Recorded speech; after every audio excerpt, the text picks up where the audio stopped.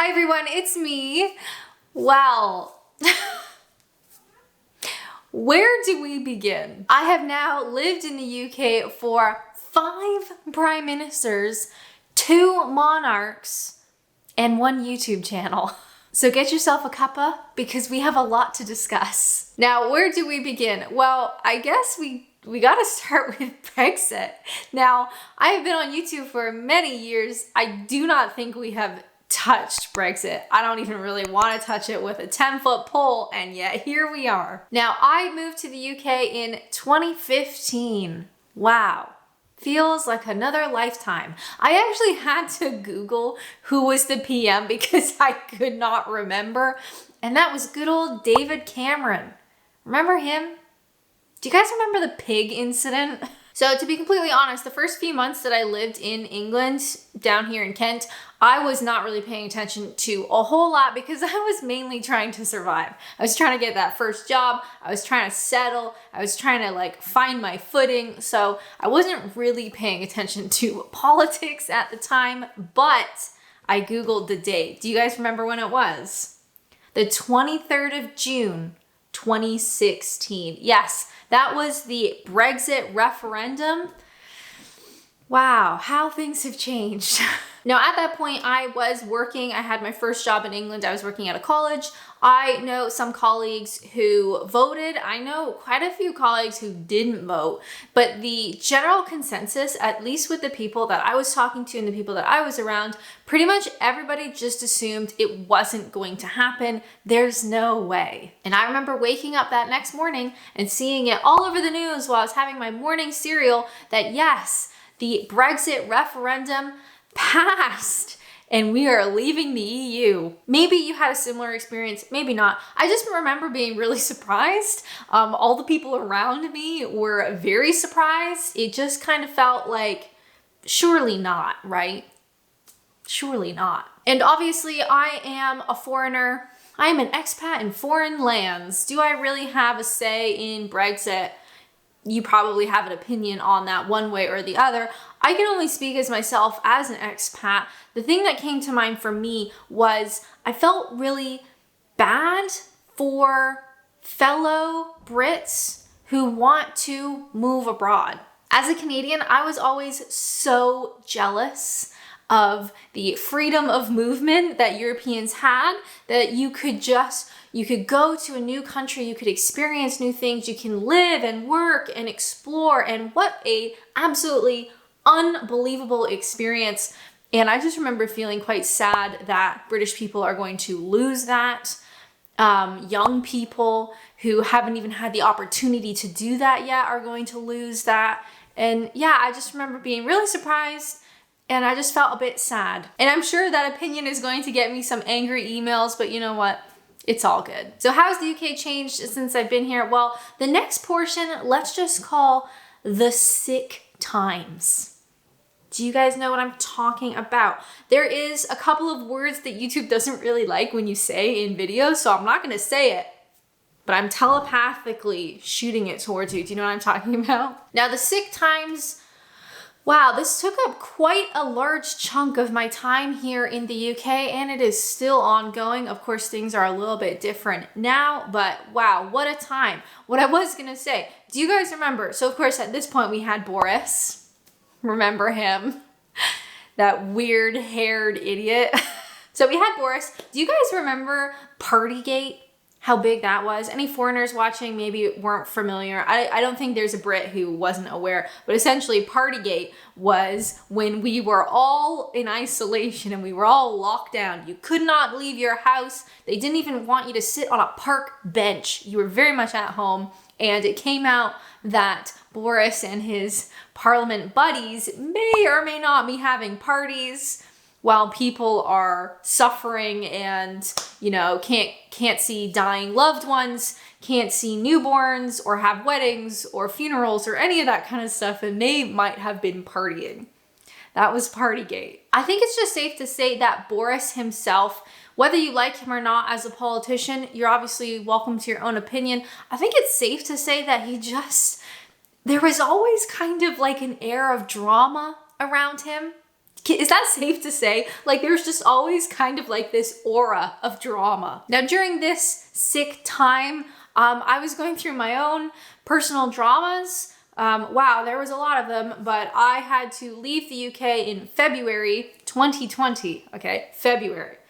I leave the UK and I go back to Canada. I'm gonna reapply for a new visa, and this whole thing happened, and the visa offices were shut for months. I think I ended up staying in Canada for about 9 months by, door to door. It was unbelievable. Never expected that to happen, of course. We didn't know what was gonna happen, but yeah, just what a stressful time. And on top of not being in the UK, visas themselves are very, very stressful because you can be rejected, at which point I didn't even know what I was going to do. So couldn't be in the UK. I was separated from my partner because they weren't allowed in Canada and I wasn't allowed in the UK. My father also passed away.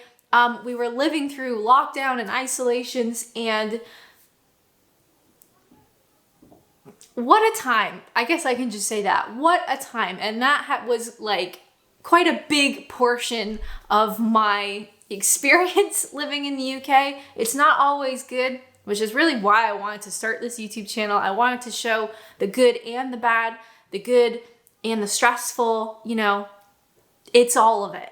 Being a foreigner is all of that. Now, in more recent news, of course, we have changed monarchs. Again, what a time to be alive. What a experience. I've never experienced anything like this before. So of course we had the Queen's passing, which was very surprising. I don't think it was on anyone's radar. It just was kind of like, surprise. And then of course we had her lying in state. We had the queue to see her. It was just unbelievable. Again, never seen anything like that. I don't even really know how to describe that. It was just a moment of history. And now the UK has come out on the other side. We have King Charles III. Never thought I'd say that, to be honest, and here we are.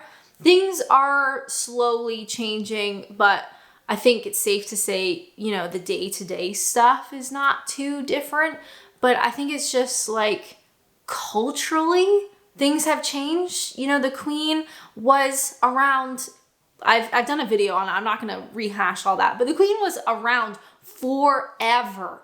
And that was such a big part of British culture and British identity, and now we don't have that. We have King Charles. Does anybody really love King Charles? I don't know.